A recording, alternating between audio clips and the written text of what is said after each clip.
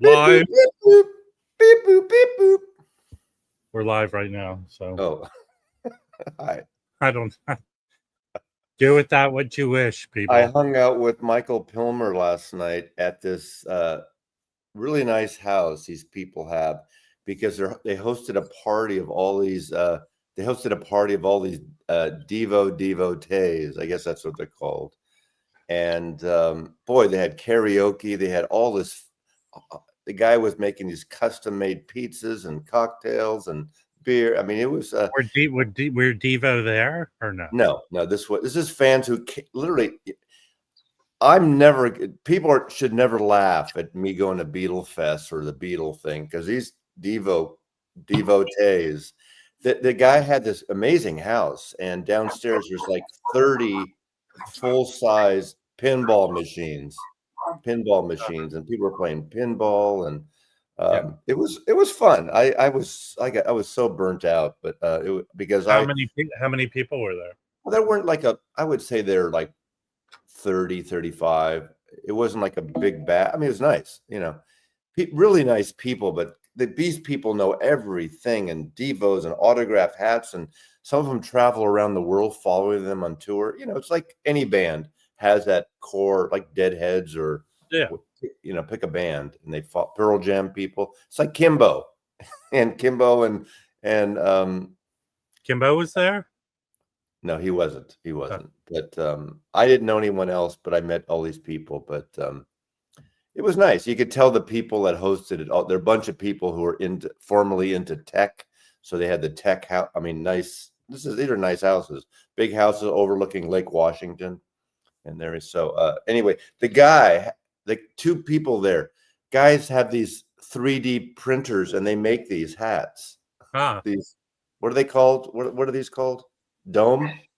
Are these the dome ones? I don't even know what the fucking they're called. Okay.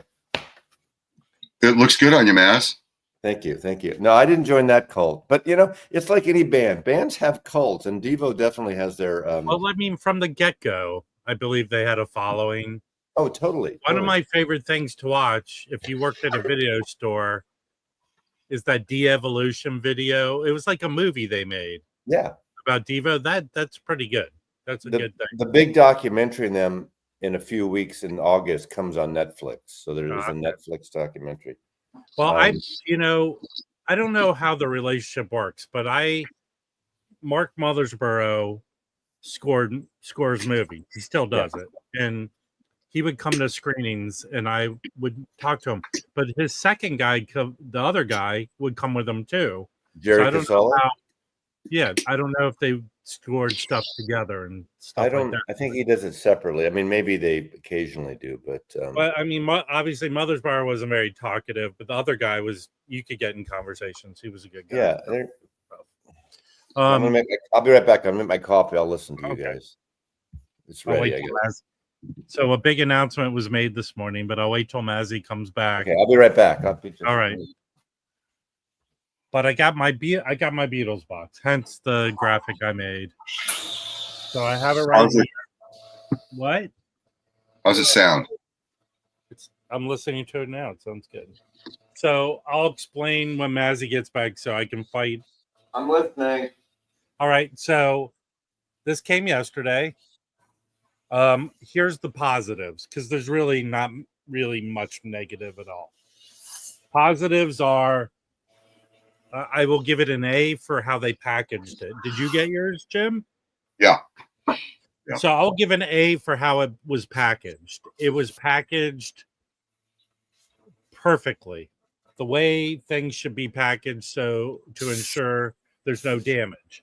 Even inside the box, they put this foam piece in there to ensure there was no movement of the discs. So last time too. Yeah, awesome job on that. Which, by the way, that foam is delicious. It is. It smells foamy. You can use it if you have a girlfriend. You can use it to prevent pregnancy. Remember the foam thing, Jim? That's a good one, Mazzy. Absolutely. Go back to making your coffee. So next is I posted pictures of me opening it on my Instagram. Oh, lucky you. Right, but Tim University of Vinyl reached out to me to ask me questions because he's on the road and his box is, I guess, waiting for him. I'm not a big Hoffman forums person. So he said there's a thread and people are complaining about issues with this box. If you know me, I've had issues with boxes, but he said people were complaining of scratches and blah, blah, blah.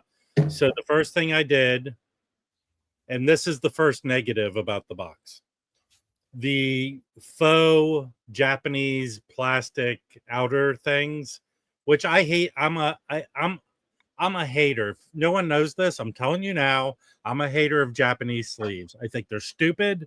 The sticky part on the outside always gets stuck on the album cover. They're dumb. These are very thin. So those are negatives. I have to replace them with regular outer sleeves. So that's the one negative.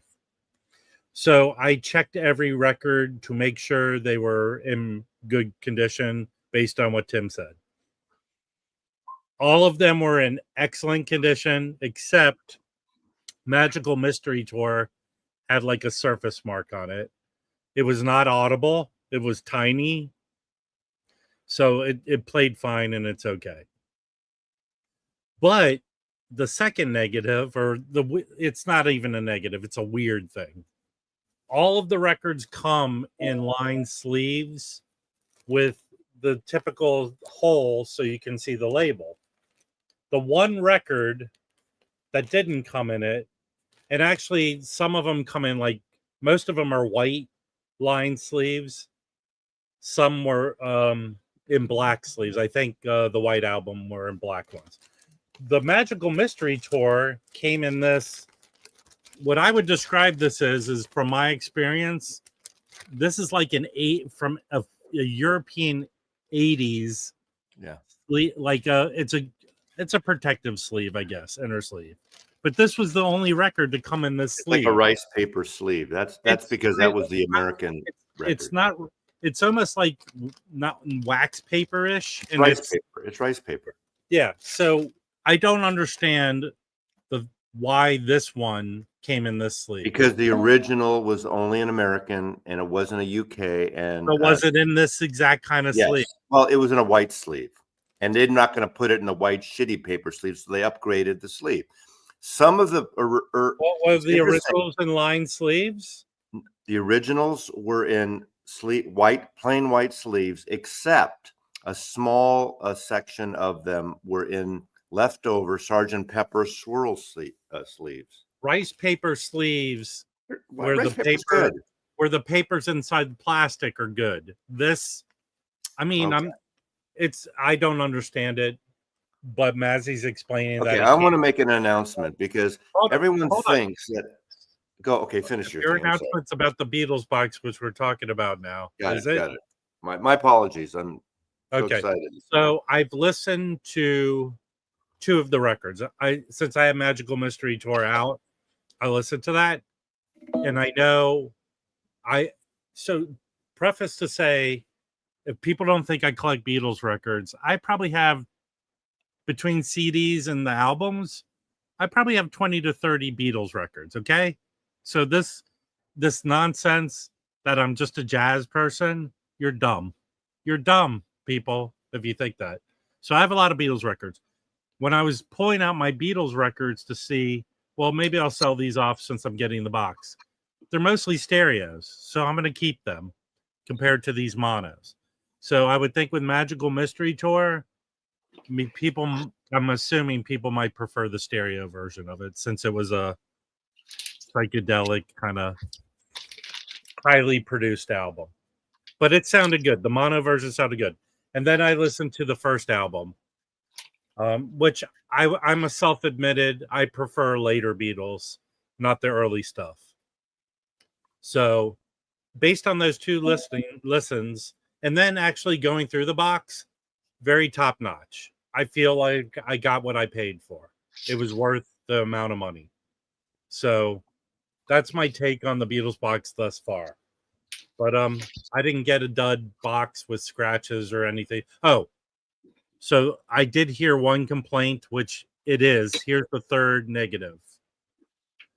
So I'll pull it out right now. I'll pull out the album. I'm not pulling out something else. So the White Album. Oh yeah. It seems like it's universal issues with the White Album. Okay, here's the White Album. Now, here's a question for you, Mazzy. You said this number is different for everyone, right? Yeah, they're all different numbers. What's your number, Jim? I don't know. Hold on. They're all in the 9. They all start with a 9. Okay, so here's the issue with this shitty sleeve that I'm going to replace. Here's the issue with the White Album, which I have the issue. The issue with the White Album is the flip backs are not glued all the way. So halfway down, it's not glued. I can't imagine that was the intention. And on the other side, it's only at the bottom. It's not glued down. Mine's So fucked up. that's an issue I heard people had. And yeah, it's a glue On my issue. number? 903-7715. Well, I have a better number than you then. Okay. Here, this was inside mine. I can't believe it. Okay. What do you mean you can't believe? Oh, the price. That's your own copy. Sorry, never mind. I got confused. Okay, so here's another thing that each album has, and it's different than the 2014 Mazzy. There is a difference. So in each album, this card comes in here. Oh, yeah. And from what I understand, in the 2014, on the back was an ad for that horrible Cirque du Soleil love show. Nope. It was a separate Cirque du Soleil insert.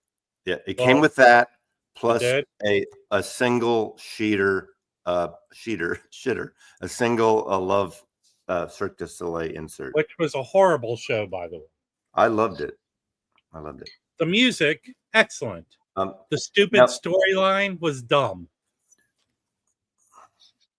It was the most pathetic lead character that you didn't feel for him. So my 2 cents, there were 3 kind of minor negatives, but for the most part, so far an excellent purchase, a good experience after less than a day. So take it as you will. I'm happy with mine. I like mine. It's good. Did you play any of them? I played both sides, both records of the White Album, and I'm halfway through with Magical Mystery Tour. You know what? I'm replacing these stupid ass. Yeah, I hate those, man. They will destroy your cover. They can do damage. They're as dumb as they come. Whoa. So excellent purchase. The second mine's for sale. I put mine up for sale right now. And here's another thing. My concern was I was going out of town and I would miss the delivery, and I have neighbors who would grab it for me. But even the shipping was quick, very quick. So well done. Yeah. What was your thing you wanted to talk about, Mazzy, before you got up? No, well, first of all, those of you, if you're gluing to fix them on, they didn't use proper glue or flatten it out.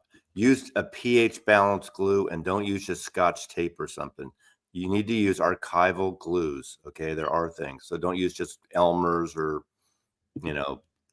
too late. Gorilla Glue or something like that. You're using paper. You want it done well. Use that. So use the glue that has the fumes that you could smell while you're doing it.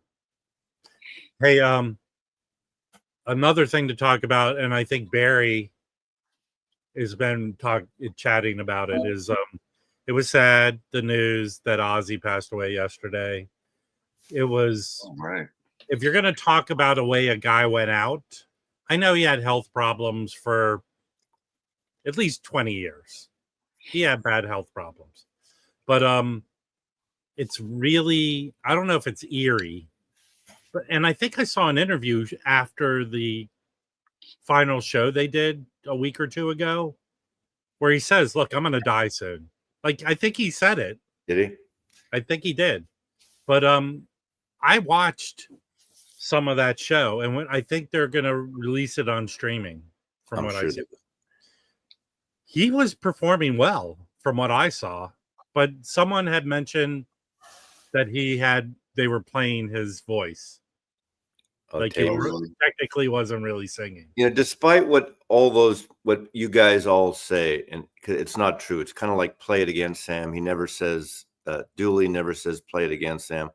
I don't make that many obit videos. I really don't, unless it's someone I know. So finally, yesterday, I'm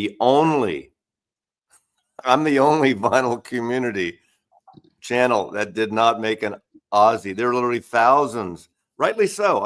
It's not a see. That's the thing when someone dies and you're into the music, and Ozzy is an important figure in music. You can't deny that. So there were thousands. Well, you know what? I don't have anything to add. I think, Mazzy, here's where Ozzy makes sense, at least if you're my age. I think Ozzy obviously was big with Black Sabbath, but he left, right? What year did he leave Black Sabbath? I don't even know. See, that's why I don't know enough. I have the first 4 albums. My question is, what year did he exactly leave Black Sabbath? Because anyone my age would really know Ozzy when 78. Okay, 79. Someone's saying 76. If it is 78, okay, 79. I trust Barry's count. All right. So his first solo album didn't come out until 81 or 82. It took him that long to get his shit together to put out a solo album. It was his first solo album. What was the first solo album? I don't know. From the get-go, huh? Hey, was that your intro to him? Okay, wait a second. Digital 6-inch. I get what you're saying. Come up here then. I'll send you a link if you want to come up. You're from Birmingham. We need someone who knows about this. The three of us, I don't know. Maybe hold on, I don't know enough about Ozzy. Listen, wherever you're from, kudos to you. But he was an international superstar. People can talk about him from their experience. Okay, Blizzard was 1980, so it didn't take him that long to get his shit together. But if you're my age, that album was huge. I think more people my age became fans of him from that album, Blizzard of Oz. And then he had the 6. And if I'm wrong, correct me, because I don't own Ozzy solo albums. I might have a CD or two, but I listened to him on the radio and all that stuff. He had a succession of 3 or 4 records, right, that were big as a solo artist. So that's kind of where the sweet spot for me is. And I have two stories. Okay, first, I got into Black Sabbath when their first record, right? We were just perfect age, 14, whatever. Mm-hmm. And we had a rule. The guys after school, we would go over to this guy's house and get high. And there were a lot of drugs. And the rule was we all swore we would not listen to Black Sabbath on acid because you might flip out. That was rule number. Yeah. That was something we all, I promise, man. No, we won't do it. It's too tough. The other thing was with the TV show. My son, who's off at San Francisco State right now, when he was little, he used to walk around the house going, Sharon, Sharon. Boy. Sharon. And my wife, I saw him do it, and my wife goes, "Oh, don't pay any attention. It's like an alter ego or something like that." And I go, "Honey, I think he's imitating Ozzy saying Sharon." And that's what it was. It wasn't an alter ego. My 3-year-old son was walking around the house going, Sharon. And that's it for Ozzy. I love the first 4 records, but I couldn't even tell you anything about his solo stuff. Well, yes, you can. Yeah, yes, you can. You can't tell me you didn't hear Crazy Train. Give me a break. I don't know. Okay, I couldn't hum it. Yes, you could. Everyone can hum Crazy Train. If you start it, then maybe I could. But Crazy Train, I got a little fucking crazy train. Yeah, that's how the song. That it? Crazy Train? We need someone who knows more about him, because I saw Black Sabbath. You know, the opening act was Wild Turkey. The middle act was Yes. And then they were the headliners. Here's the other thing about Black Sabbath. 1972. Here's the other thing about Black Sabbath. As a kid growing up in the 60s, every block had at least one garage band, one set of kids with playing in the garage. And the nice thing about Black Sabbath was, as a garage band, you could play that music. It was playable. You know what I mean? It was good, but it wasn't so fucking hard that you couldn't play it. So that was the other Black Sabbath thing. Hey, look. It's very sad. He was a huge star all over the world. Everyone's, in my mind, properly mourning his passing. Apparently, he was a nice guy. Right. So where's the love for Malcolm Jamal Warner? Yeah. Okay. All right. The other elephant in the room, which is not an elephant, if those of you who aren't paying attention, we're not going to. Hold on. Let me get this going. Dizzy. Buzz. Yeah. But we'll talk more about Ozzy if someone wants to come up and talk about Ozzy. But today, the rumors were true. You can go buy a Rhino Hi-Fi at Buckingham Nicks right now. Hold on. You can buy just the proper album, or you can buy it with extra singles, which is way expensive. But if you want the singles. But now why were these singles actually released? Yeah, I don't know the history of their singles, to be honest with you. I think they were, but they're different mixes. That's why. Now they're doing this trend of extra singles. I would say, I'm glad they kept the original photograph. They didn't fuck that up or change it and all that stuff. If you don't want the singles, just get the proper album. And there is a CD version, and I think there's going to be a standard vinyl version that's not Rhino Hi-Fi.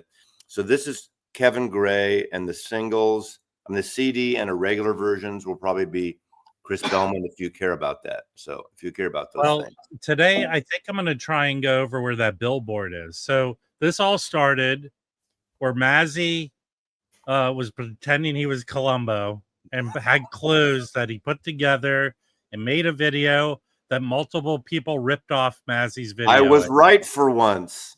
So then this billboard on the Sunset Strip appeared. Now, I'll tell you this. I've said it yesterday, I think.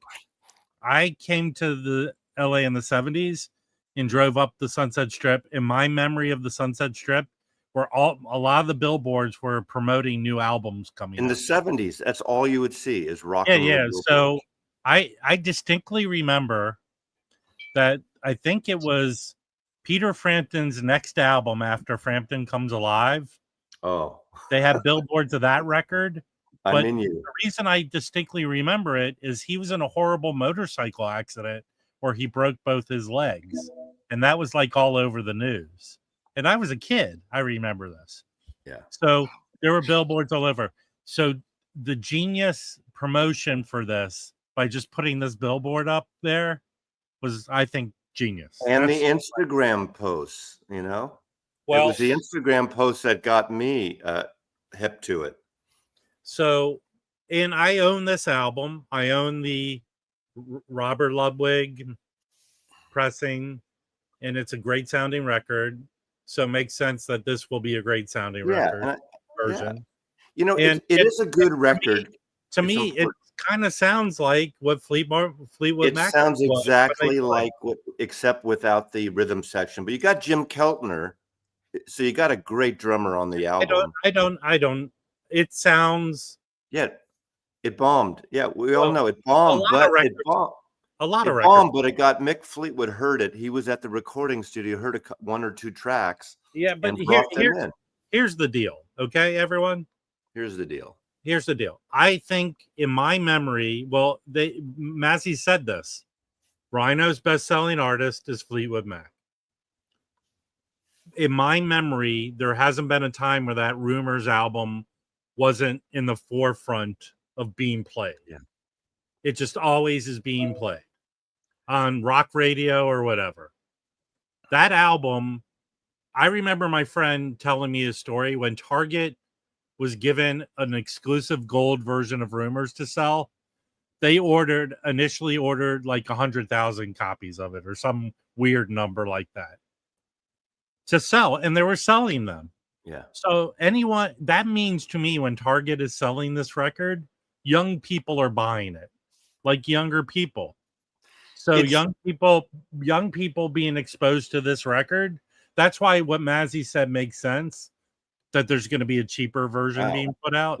Apparently, it's going to be like colored versions of but not yeah, hi-fi editions. I don't think younger people care about the hi-fi. Right, exactly. It'll be another. I can't imagine that they will eat this up if they're sitting there. Despite what all the hipsters, it's easy for people, and I watch some of these other videos, and they get discussions, and people are fucking Fleetwood Mac over that it was over the top.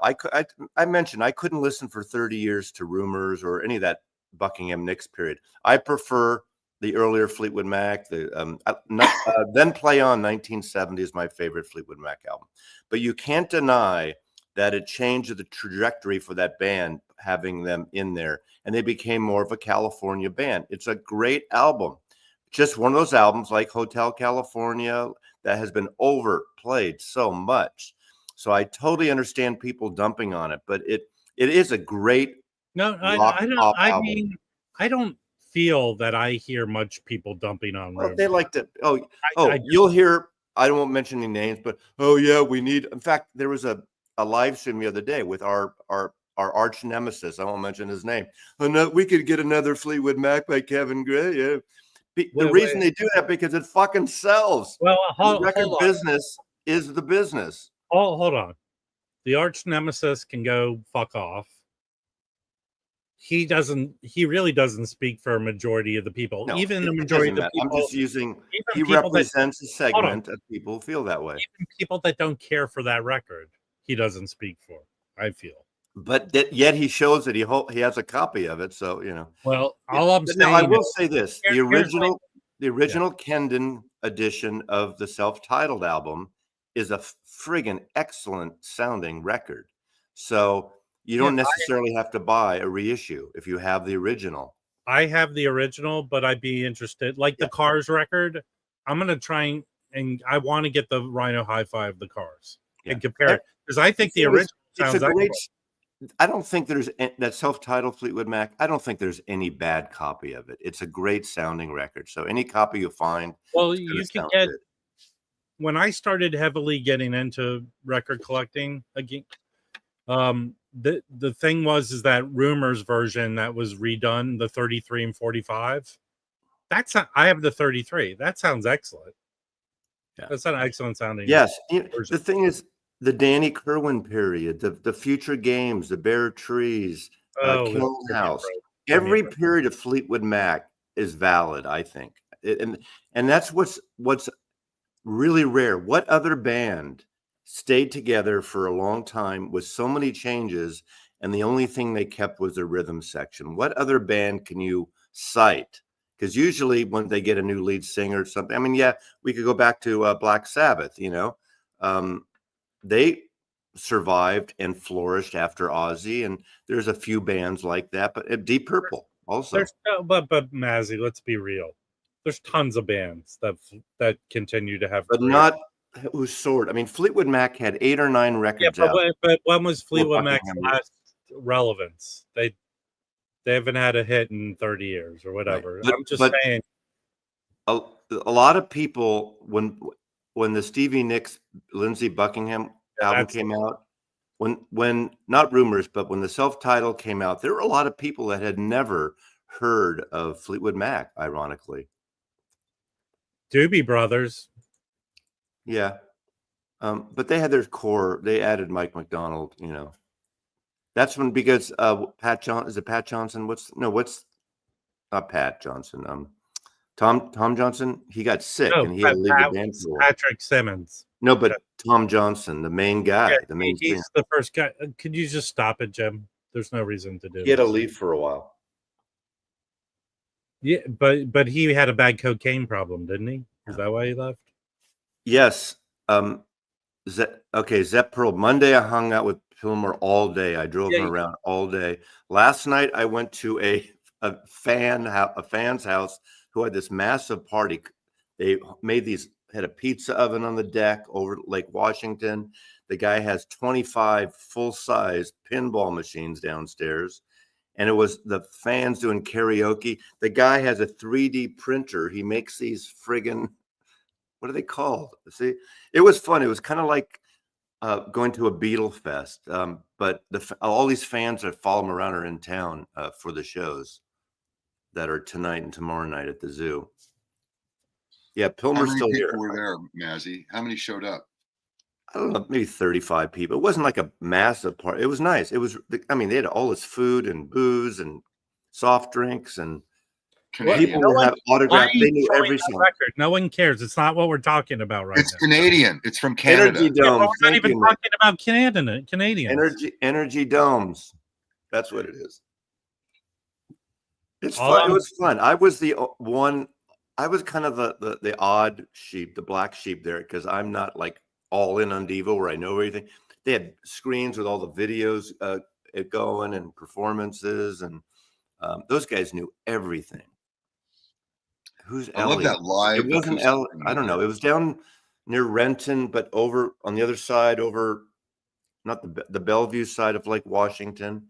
I mean, beautiful. I don't know who Elliot is. This is my favorite Devo. I don't know whose house. I forgot the names of the guys. Do you have this record? I do not. I don't know what that is. Oh, fantastic. You know, Rob's going to get pissed at you for talking about everything but Ozzy, Devo, the Beatles, or Buckingham Nicks. This is a good record. Really good. It's acoustic live. Is it bootleg? No, it's on Enigma Records. It's really good. Enigma. That's that new word that Trump said he never said enigma. We don't know what it is. It's an enigma. Oh, Elliot. I didn't get the joke. Sorry, I didn't get the joke. It's too early. Look. And it's acoustic. So really good record. It's not all acoustic, but it's mostly. In other news, in the UK, the #1 album, Wet Leg, beat out Oasis. Good. Wait, they have a new album? Oasis doesn't have a new album. No, but they had I think because their tour and there's some reissue maybe. Someone in the UK tell me. There was some big thing. All these people were hoping that Oasis would be #1 again. They may be later, or maybe they were. I don't know. But Wet Leg beat out Oasis, which they should. It's a new record, but they're both from England, right? Yeah. Well, yeah. Wet Leg's from Isle of Wight. What's that? It's the Isle. That's the White Isle next to the UK. You've heard of the Isle of Wight the festival. Isle of Wight. Only Whites and Dylan. Sick of the Whites. Hold on. He's saying that the three of them. Thank you, Marty. I didn't know.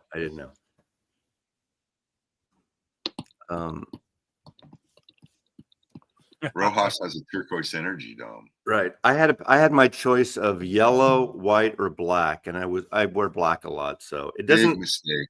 I know it doesn't show as well, but yeah, I'm not. Come on. Should got yellow. I think the prototype energy dome was red. That was like the main one. Yeah, the red's the original. Yes. Yeah. So it's not it's the Isle of Wight, not Isle of Man.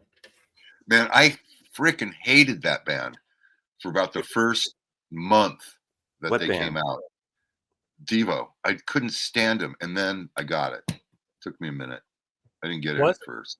Wasn't their first big appearance? Was it on the show Fridays, or what am I I know it could be. I saw them at the Mabuhay at like 77 and 78. They had like a 60 millimeter projector. Brooks and I, Jazz Ship Brooks and I went to see Devo because we'd go every week to the MAB, and it was so different than anything at the time. It was great.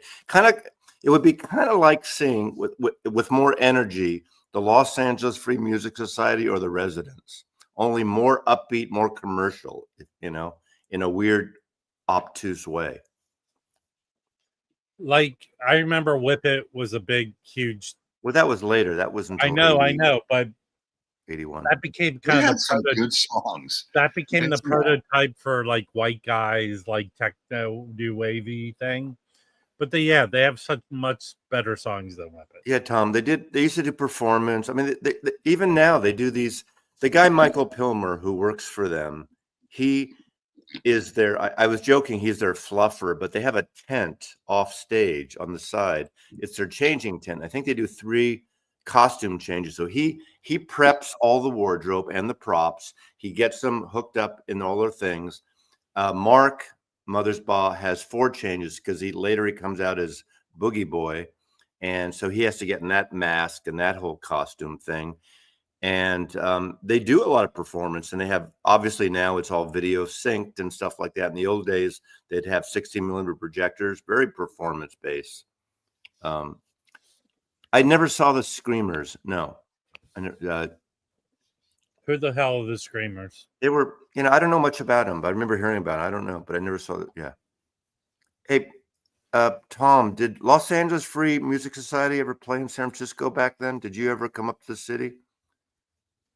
Because I don't remember hearing your name back then.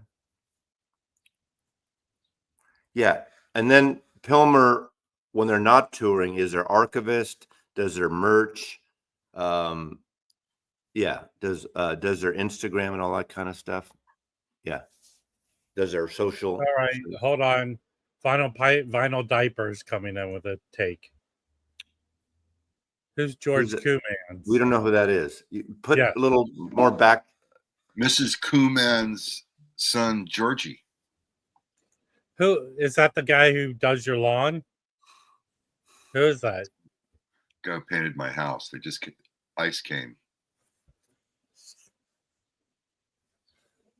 Okay, so okay, far. Here we go. I just got another press release. Okay. Buckingham Nicks is the Rhino Hi-Fi, Kevin Gray, 5,000 numbered, then a 2,000 with the 7-inch singles of Crying in the Night, Stephanie, Don't Let Me Ride It Down Again, and Race Is a Run, different mixes. Then there's also a CD version remastered by Chris Bellman. The Rhino Hi-Fi is Kevin Gray. Chris Bellman also does an LP color variant in custard at Amazon, baby pink at indie stores, violet at Books A Million, and baby blue general retail. So there's all these. But does it give specifics about Bellman's album cut? It does not in this press release, and it doesn't say the price of the regular. My guess is the price will be $25 to $29, or maybe $32, like the Rhino reserves, maybe. And it doesn't say if the Bellman is an analog cut, if people care or not. It says, digitally remastered sound, who cut lacquers. So those could be digital versions of the vinyl, maybe. Well, if he cut the CD, right? Hey, okay, so George Koomans was in Golden Earring. Okay. Oh, okay. And the other person who's only having a conversation by themselves is Joel, who's the only one talking about Meet the Gay Cramps. I get it. I've heard them, but I don't think I ever saw them there. So yeah. Tune into Vinyl Piper's channel for the Golden Earring video for George. He'll be doing a memorial. How many golden? Hold on, Vinyl Piper. How many Golden Earring records do you have? The same amount of Nick's whatever albums. They only did one album. It's right here. on the highly mastered cassette. Other than the cover, I'm just not that interested. Is it any good? Yes. Were you asleep? We were talking about it already today. Oh, you said it died. It bombed when it I came didn't out. say that. And it was cut by this person. And Hey, you have selective hearing from. Are you listening to another stream going on right are now? there six really good songs on that record? Yeah, the whole album's good. Which record is this? The Buckingham Nicks. Oh, it's a great record. It's a great record if you like Fleetwood Mac. If you like that period of Fleetwood Mac, it sound. In fact, there's one. What's the song? Crystal. One of the songs Fleetwood Mac actually recorded. I mean, it sounds like Fleetwood Mac with Jim Keltner instead of Mick Fleetwood, and Waddy Wachtel instead of. Well, you also have Lindsey Buckingham. Hey, tune in later today when Vinyl Piper does a live stream about Golden Earring. Yeah, and Buckingham Nicks is co-produced by Keith Olsen, who also produced the Fleetwood Mac self-titled. So it's the same producer, same recording studio, Sunset Sound, I think. Yeah, So it's kind of, I mean, they're probably recorded like a year and a half apart. I mean, it's like right in that pocket there. So could you highlight Dan B's comment? Truer words may not have ever been spoken. What does it say between Jim and Mazzy? What? This dementia. It ain't dementia. Hey, It's I don't know how old you guys Alzheimer's, are. man. I don't know how old you guys are, but wait till you're 70. If you can like have the memory I have at 70, all the power to you. It's not that we're losing our minds. It's that our minds are getting a little different. Now, hold on. They're full. They're full. You know, if you have a Mac or any computer, after a while, your hard drive gets full and the little ball spins around it. Sometimes the processing takes a little slower. All the memories there, all the shit's still there. It doesn't always come out as fast. And the old stuff is there. I can tell you all about the time, all about taking acid and not listening to Ozzy, and I know all that stuff. Hold on. I don't remember what I had for lunch yesterday. Within the next 20 minutes, Mazzy will let us know that the Buckingham Nicks album's coming out, and that he hung out with Michael Pilmer at a Devo party. And Jim, it's the repeats. Yeah, Jim will show you the Mac Davis record 5 more times without. I mean, look at all this conversion. When you think about the Buckingham Nicks, all the conversion. They just announced the 50th anniversary of the self-titled. Rhino Hi-Fi, the last one they put out, one of them was the Stevie Nicks Belladonna. So there's that kind of in the world out there, maybe not the vinyl community, but out the world out there, the consumer world, Fleetwood Mac's getting a big renaissance. Some people say they never left. So good or bad, whatever you think. Does that mean they'll reunite for a tour? I don't know. We don't know. I'm going to go out on a limb and say yes. I bet you they do something together. They sing together. Maybe Buckingham. It's a money cash cow opportunity for them. Yeah, how much is the McCarthy? Here's what they could do. They could do selling tickets for. Well, yeah, I don't know, a lot. Surface Spins nailed it. No, you don't. You do not. I don't know what does this mean. Rhino deserves flowers on this one. I tell you, it was as Rob said, this was an excellent teaser campaign, right? In terms of marketing, that the record company did what they should do with it. Sure worked on you, Maz. Two things. Nothing against Steve Westman, but he didn't break this news. And a lot against Mazzy, who it was like the management sprinkled crumbs on the floor, and Mazzy picked them up and pieced them together to determine. Right. And I did not get any clues from Rhino directly on this one. And Vinyl Piper, you can go play your psychedelic $3,000 records all day. The Carpenters are part of A&M, not part of Warner Music. So there. Who owns A&M now? I think it's Universal. Send Poetry a link. Calm down. I'm multitasking. I'm sending a link to you, Poetry. And then, listen, here's the deal, Vinyl Piper. Seems as though you're trying to make this stream something it's not. You know, I will say, skipping ahead to rumors, Yeah. I still think, and if you can find the 12-inch promo single, it was released in a Fleetwood Mac box set a couple years ago, but the 12-inch promo single of Go Your Own Way is one of the fuckingest, greatest singles ever. The drumming on that is incredible. It's just a weird off-kilter song, and it's a great single. Hold on. Concert Buddy, it was done differently. The way they went about dropping this is they put a billboard on Sunset Strip and they let social media take over. That's how they. It wasn't a Friday announcement with Steve Westman this time, Chance. They did 3 Instagram things. Mick Fleetwood, Buckingham, and Nick's each did that cryptic thing, and then they put up a billboard and then they put a billboard on Sunset Boulevard. So Sunset Boulevard was the thing they would do, 40 years ago in LA. They don't really do that much anymore now, I worked on the Strip in the 70s. I worked at the 9000 building. You sold cocaine on the corner. No, right across from the Roxy. I was the building engineer of the 9000 Sunset building, directly across from the Roxy. Good morning, Michael. Good morning. Please excuse the sweat. I just got back from a run. Yeah, well, sweat's okay here. I mean, you got 3 old guys here not sweating. So if I sweat, call 911. It's okay to have a young lad sweating in our presence is okay. You usually sweat with a pig underneath you. And that's no gay reference. Don't worry. It's just, it's just reality. So what Sabbath records did you guys play yesterday? I didn't play any. Can I say something? Before Rob's show yesterday morning, unknowing any of this shit, at 6 o'clock in the morning, I played the first Black Sabbath record just because I wanted to, and then obviously a few hours later he was dead. Was that your US, that copy you got from Dan? No, this is a NEMS, a 76 NEMS. Yeah, I think didn't you get that from Dan? I feel like it's got that's the record we listened to at his place. I got it from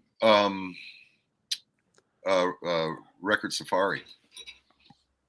I think it was $40. Oh. Hold on. I want to say and congratulate and good high praise for Michael's. I love that you did that video of your beginning of the room, and I hope every few months you continue that and do like progresses, because I love that shit. It's like I'm a big fan of HGTV, all those kind of things, and it's kind of like that. But it was great. I loved it. So I thought it would be. I mean, I realized it's like, oh, well, I'm at the stage where I should probably start doing these videos. I didn't want to do it before like the electrical was in or something like that. And I'll probably do another one once the drywall's up so you can see the room.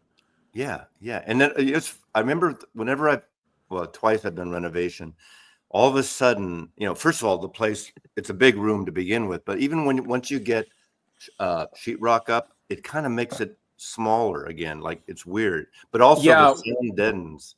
Drywall with no furniture in it, the room will feel small, and then once you get furniture in it, it'll feel big again. It opens up. Yeah. I mean, you're sheetrocking the ceiling, right? Is the room? Yeah, the ceiling is sheetrock. The ceiling, I should have specified. I said insulation in the ceiling. It's sound insulation in the ceiling.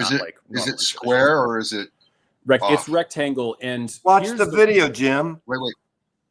I'm sorry. You can tell in the video. Like and subscribe. It's a 5.5 minute video.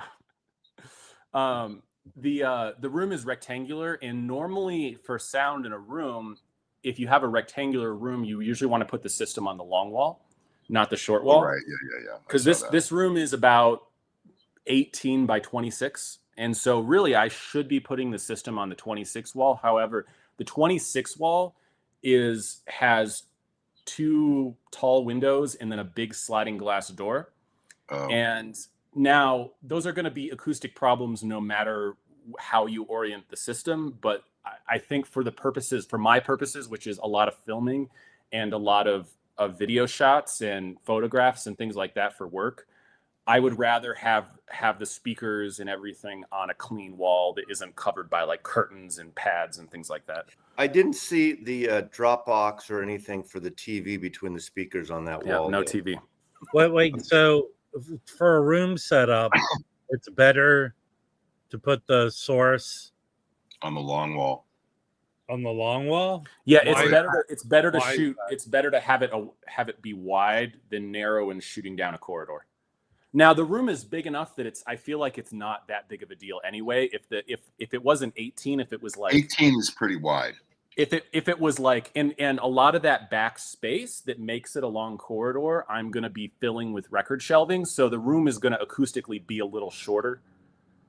That's my hope. I mean, I'm thinking I can fit 4 5x5 calyxes in that room, which will probably be able to house my entire record collection. Because right now I have probably 1/5 or 1/6 of my record collection is in storage, and so That's not good.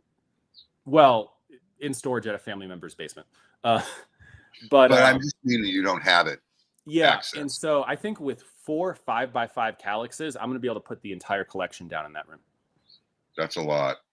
Yeah, because what I think I'm going to do is I'm gonna put, if you saw that video, I'm going to put one 5x5 along the left side of the listening wall, and then in the back there by where the stairs are, what I'm going to be able to do is I'm going to have a 5x5 against the wall, like picture it like this, and then I'm going to be able to do 2 5x5s back to back in an L shape.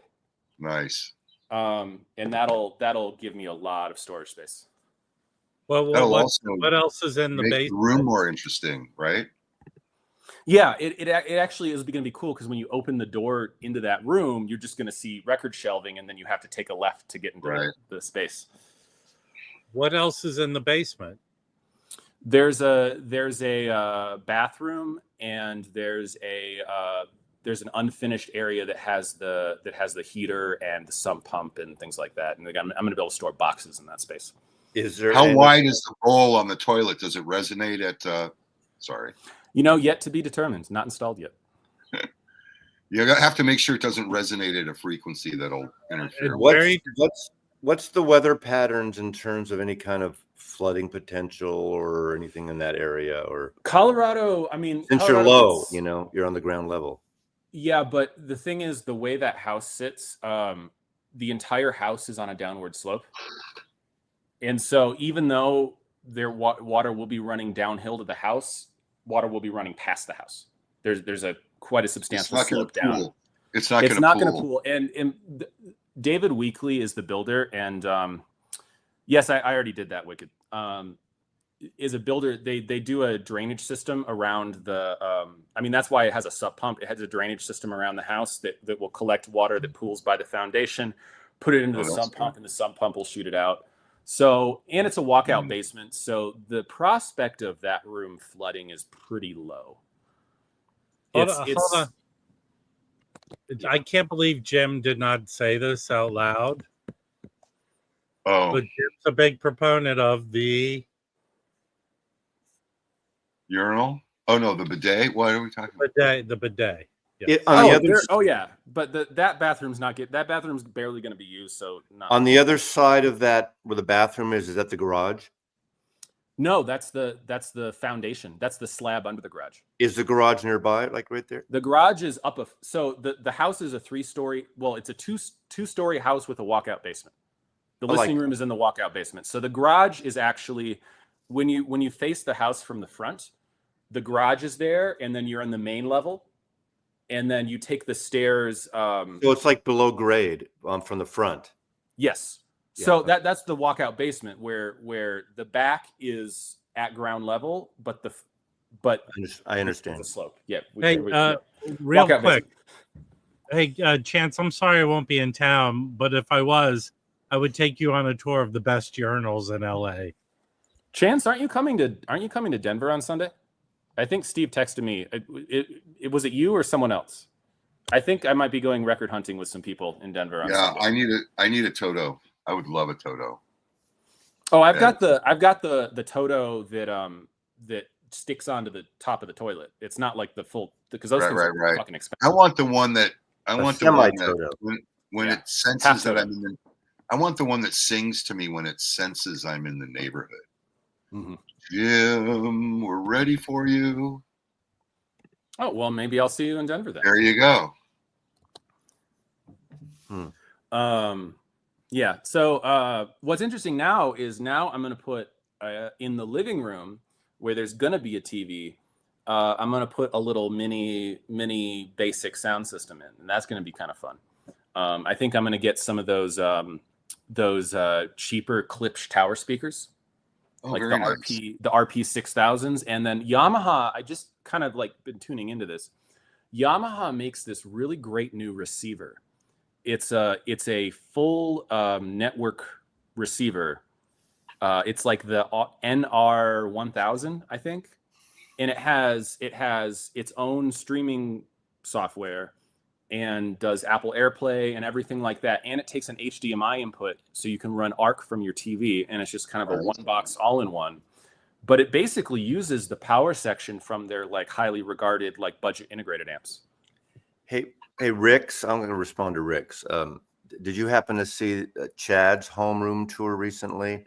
Not his main system, but his upstairs system has a massive television between his speakers. So come on. Hey, hold on. I want to. That's the one he doesn't really care about. So can everyone? I want to let you in on something, because some of you hate Mazzy and you don't even go to his videos and watch them. Yeah. But Rick's had an issue with the way Mazzy was talking about the Buckingham Nicks record and how he found it overly sexy, like they just had sex. There can be absolutely no sex involved with rock and roll. Now, Rick's, how do you feel that there's a giant billboard in LA promoting their post-conjugal visit album cover? And they didn't change it. There was a whole Hoffman thread with a vote. Should they change the cover? Stevie hated that. She felt abused when they took the picture when she was 20 years old or 22 years. And I get that. But at some point, she looks friggin' good. They both are pretty young couple there. And I think Lindsay's like a year younger than her, right? Yeah. And then so she took advantage of him. Rick, so another question for you. Are you one of those never neuters? Never neuters? A never nude. Oh, never nude. We got someone in our unit that wears the Mormon underwear. It's very funny. What is Mormon underwear? You don't know that? Heard of Mormon underwear? They basically wear like full body long johns under their clothes. Yeah. I didn't know that was called Mormon underwear. I had no idea. That's their underwear. I had no idea. I learned something every day on the waxed morning. Welcome to Middle America, Mazzy. And I'll tell you, someone here in the peanut gallery, right here. Where's the full body? Okay, I just got the word. The Bellman cut is also AAA. It is. Oh, it is. Yeah. Wow. Why in a million years would you have that done? Yeah. Why are you talking about the Fleetwood Mac? Buckingham the Nicks. Buckingham Nicks record. So there's a consumer edition. So think about this. Okay, this it is the only difference then in the hi-fi. One is Chris Bellman, one is Kevin Gray, and the hi-fi has the gatefold. Well, no. Hold on, wait. Is that confirmed? Is hi-fi Rhino Hi-Fi doing Buckingham Nicks? Yeah, it's for sale right now. It's for sale. Cool. Do you not watch this stream from the get-go? Okay. Here's the deal, Michael. Rob, there's the standard $39 copy. There's a $79 with two singles, like they did last month with the that's kind of overpriced. But if you want the singles, there is a CD that Chris Bellman cut, and there's a consumer grade, which is Amazon, indie stores stuff. Now, we don't know the price on this, but why would they do two separate? I agree with Rob. Mazzy, analog cuts. Hold on, Mazzy. Hold on.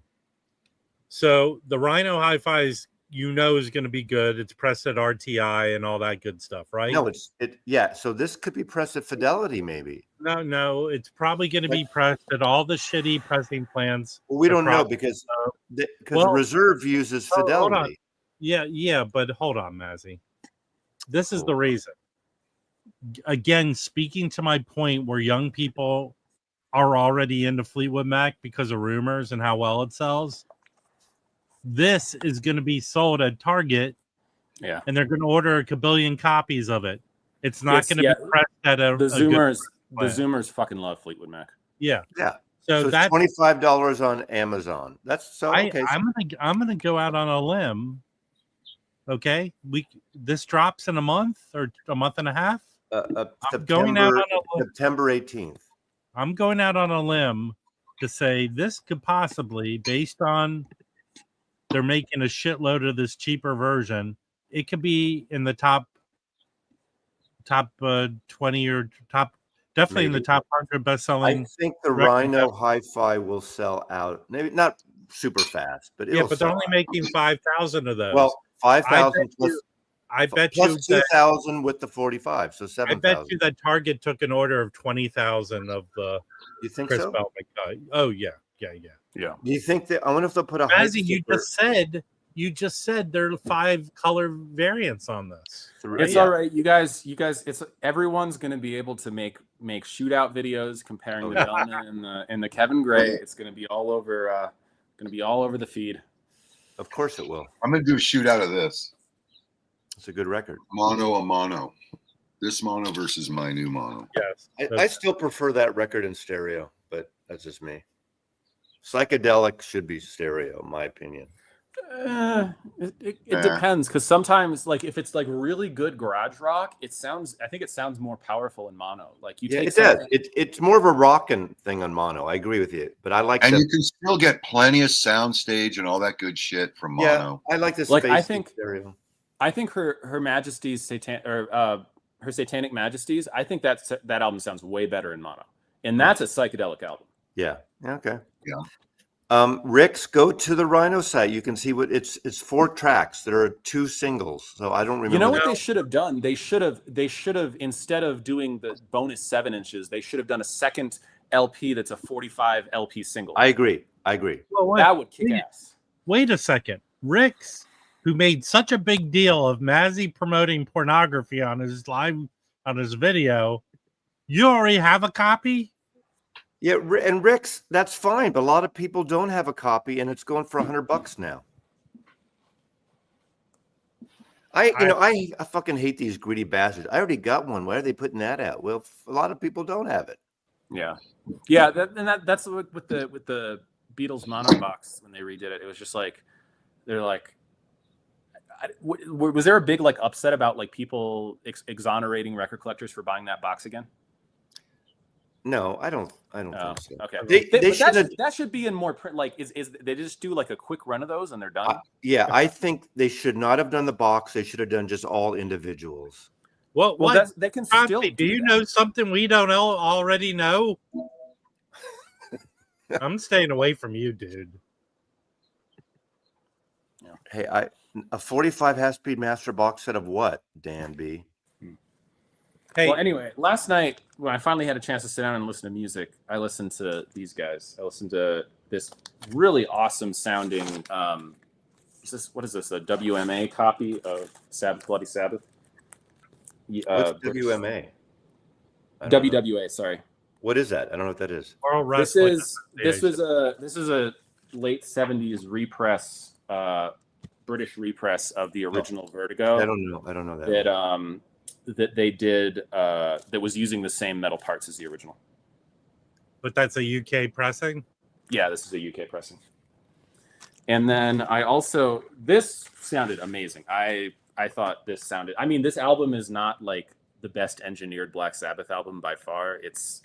The songs are inconsistent because they were recorded kind of inconsistently. But then I listened to this copy I got here in town of Sabotage, which is musically not my favorite Sabbath album, but I don't know. I hadn't listened to it in a while. But this is a German fried egg pressing on NEMS. I just found this at a local record store here, I want to say last year.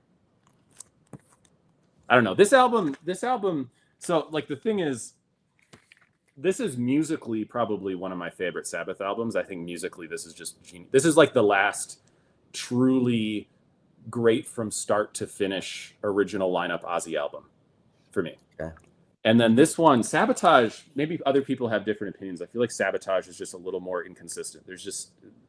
They don't quite have that coherence and power that they had on previous albums for this album. Hold on. I got to point something out. Michael just told you you're wrong, Dana. It is not the best album. You're wrong. You know, it's if you like it, it's subjective. You know. Yeah, and it is. It is subjective. Yeah. I mean, everyone has their favorite albums of any band. There's no wrong answer unless your answer is Technical Ecstasy, and then in that case you're wrong. Right. This is my favorite comment of the day. That Black Sabbath opened for Sha Na Na. I saw that too. I saw them twice there, but that was the 74-3. The 72 is with Yes opened. Wild Turkey, Yes, and Black Sabbath was 72. Or was that 70 maybe? This guy Tom Rashawn texted me that he saw that show, Mazzy. Yeah, he saw. Maybe that was a 70 show. Was that 1970? Okay. Nicole, Tom Rashawn, Tom Rashawn, are you still here? Because I would like to repeat what you communicated to me about seeing that show. He posted it here. Literally posted it here. No. There's specifics. Oh, Tom Rashawn, can I reveal the specifics of that show? Wild Turkey, the band with the guy from Jethro Tull? I forget. Yeah, that's because I didn't know who Wild Turkey was. Yeah.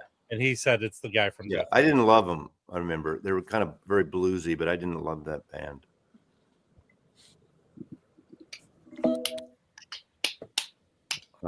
Yeah, sorry, I have no idea what you guys are talking about. There was a show. Was it Black Sabbath's first tour of the U.S.? No, it was 1972. It was the band Wild Turkey was the opener. The middle band was Yes, and the headliner was Black Sabbath. And it was like $4. Is that like when Jimi Hendrix opened for the Monkees? No, because he was dead by this point. But it's kind of like that. But that's the thing. His corpse opened for the Monkees. Bands were always opening up for bands that would become big. I saw Jethro Tull. Didn't Hendrix didn't the Hendrix Experience first U.S. tour? Wasn't that for the Monkees? Yeah, halfway through the tour, he left. My audience didn't get him. My favorite from my time was the Police did the Synchronicity tour, and REM opened for them. And I bet that was people booed. No, people were booing REM. Well, that's like Prince opened up for the Stones, and people booed Prince. I saw Prince open for the Stones. Prince's bass player got nailed in the head with a bottle. Wow. And that was it. Did you throw that bottle? I was sitting far away.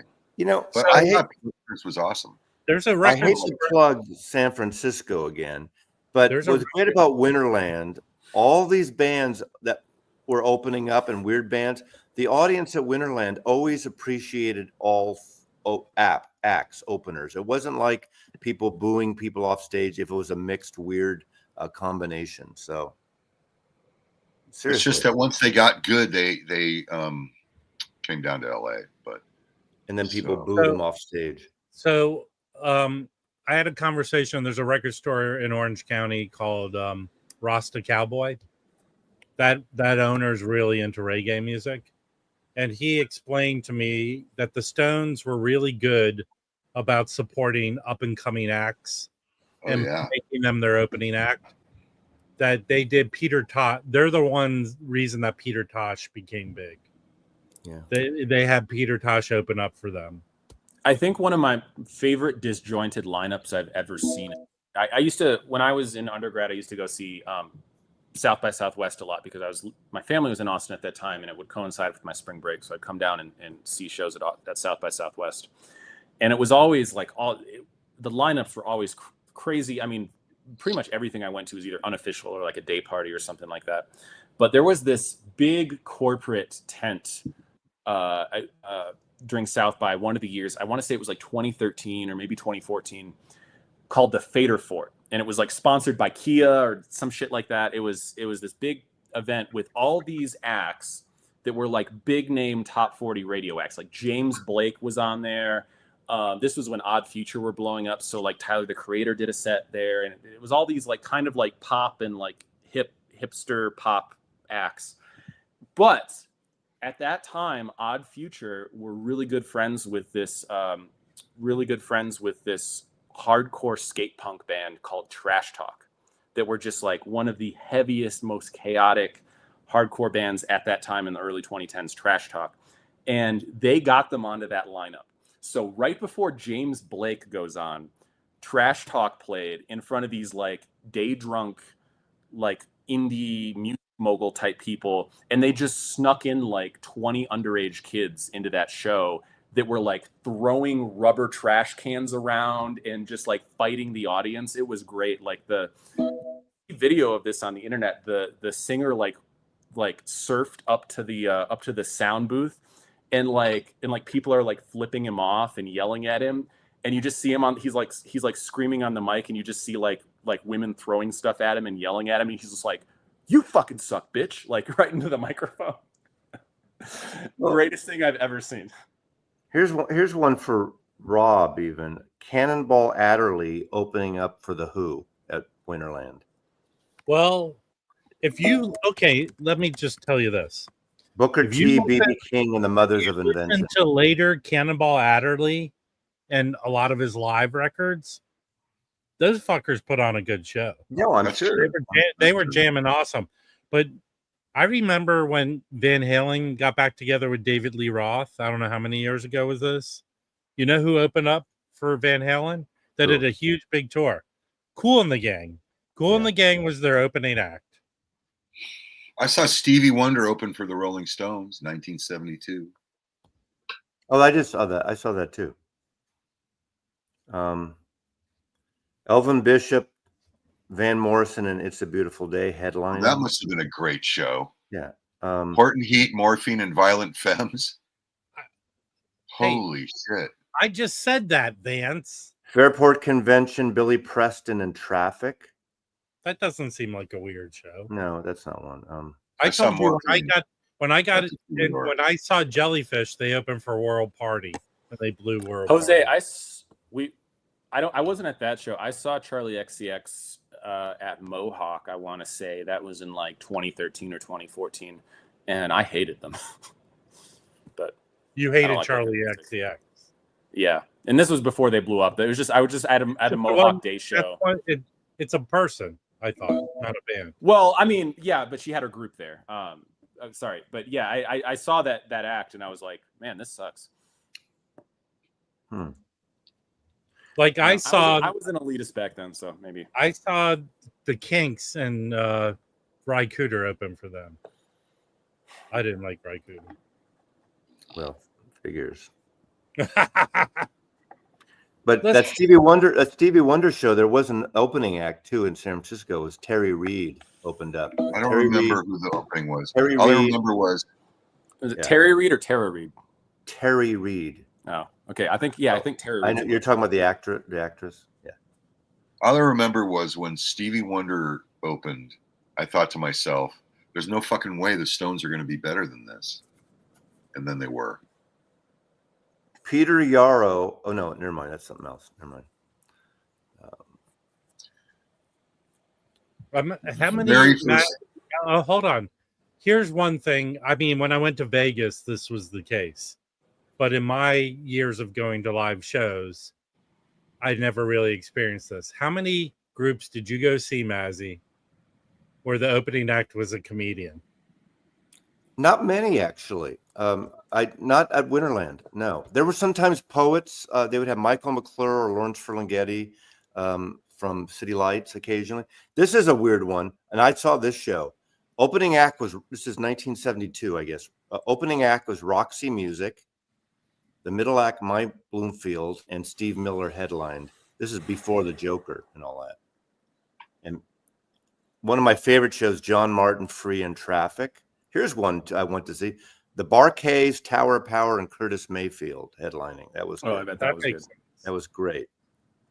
Dr. Hook, Doobie Brothers, Steve Miller. Linda Ronstadt, Neil Young, I went to see. Here's one. Captain Beefheart opening up for the Mahavishnu Orchestra. Ooh. I bet everyone there was stone cold sober. Yeah. Focus, Poco, and Yes. What? Okay, Steely Dan opening up for Slade and then Humble Pie. What I year saw is that? Travis Shook in the Club Wow open for That's George Carlin. 73. I didn't see that. I didn't see Steely Dan early on. Look up Travis Shook in the Club Wow. Well, I don't Who the hell are they? I'm telling you, they opened for George Carlin in 1972. Okay, I understand that, but who is that band? Travis Shook in the Club Wow. Oh, here's one. The James Montgomery Band opening up. The center band was ELO, and the headliner was Sha Na Na. What? Well, ELO hadn't caught on yet, you know. When here's did, one. Look at this. Opening act, Journey. Journey's the opener. 4 acts. Malo was second, and Malo was the Carlos Santana's brother, the other Latin band at the time. Herbie Hancock, and then the headliner was Santana. Okay, well, I need to get started. I think we could go on forever with this. But yeah, no, at some point I want to look down your entire concert history. It looks like you have all this documented. Anyway, is this a list of all the shows you've seen, Mazzy? No, this is just a winter. There's a thing called, if you Google Winterland Chicken, there's a site. It's called that. There's every Winterland show and I think there's a Fillmore version, and it's great. No, I didn't see all these shows. You know, I think there was one year I tried to write down all the concerts I was going to in like a journal, and I don't know where that sheet of paper is, but I gave up on that kind of quick. And that was back when I was going to it. When I lived in New York City, I was going to see a show pretty much every week. That's what I did. I certainly did. Yeah, I mean, it was really fun, and tickets were cheap back then. I mean, most of the stuff I was going to see was like $20 tickets. Oh well, these were the highest ticket initially was the Rolling Stones. Stevie Wonder was $5.50. Yes, but Mazzy, you're talking the 1970s. I know, of course I am. I'm talking the early 2010s. $5.50 is like $800 today, Mazzy. But the last waltz was $25, and people were freaking out. But it did include Thanksgiving dinner. So, before I go, I'm gonna quickly promo some stuff that I have dropping today and tomorrow. I've got a review dropping on the Tracking Angle of Turnstile's album from last month, going live probably today. So go read that if it strikes your fancy. And then, Zep, I know, setlist.fm. And then tomorrow I have dropping my review of that audio research amp that I've had on loan. So if you want to see a review of a tube amp, check out the Absolute Sound YouTube channel tomorrow morning. Oh, no, sorry. Not tomorrow morning, Friday morning, the 25th. Never mind. Anyway. Very nice. Anyway, congratulations on your home. So you think you'll be in by the first of the year? Oh, definitely. Probably more realistically, October, November. First of the year. Okay, I'll make sure I see. Watch. I know it's different when you have a custom builder that's doing a bunch of houses it's a semi-custom. Semi-custom, but that's what I meant. So I'm able to change I was able to select cosmetic things and do a few changes. You can pick like countertops and and I was able to do like some were special requests, like the insulation and the sound insulation and the thicker drywall. Those were what's called builder change requests, and they would do them, but they needed a 200% deposit on them. Yeah, well, so we call them. You can't do too many of the. We call them up charges. Yeah, well, you can't do too many of those because you did 200% deposit. Like, it gets expensive very quickly. Yeah, right. But like the thing that I really liked is I was able to get a door at the bottom of those stairs so that for resale value, that listening room is actually a bedroom because it has egress, it has windows, it has a bathroom, it has a closet. It's a bedroom, so it becomes a 4-bedroom house now. Nice. All right, I'm gonna go.